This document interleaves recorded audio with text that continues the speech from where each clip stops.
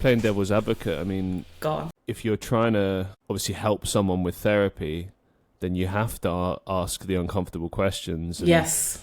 well, it is important to make someone feel comfortable and obviously build that trust, as you mentioned.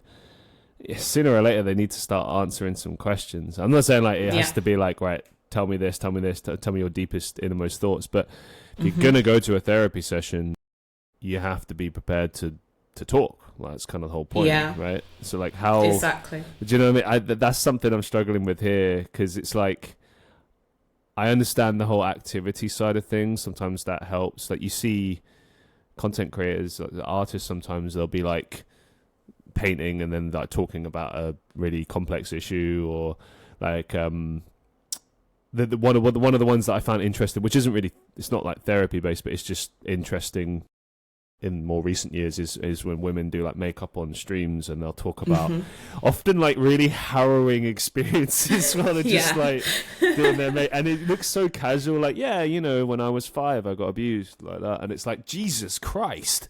But for whatever reason it works for them, because, you know, they feel comfortable. I suppose an element of it is control, like that, or I can control my makeup and I can control my thoughts.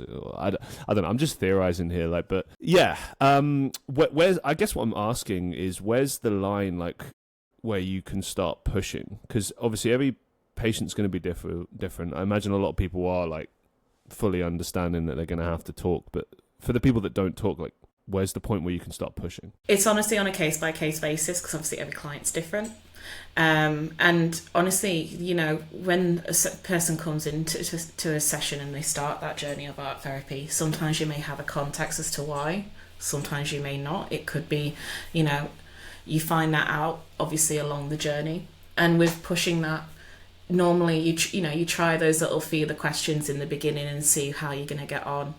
But obviously, if you get to, like, say 6 sessions in and nothing's like kind of progress, you know, you then have to reevaluate, maybe consider whether art therapy is the right thing for that person. Maybe they need something a bit more, you know, whatever, like more, not more intense, but like a different avenue kind of thing.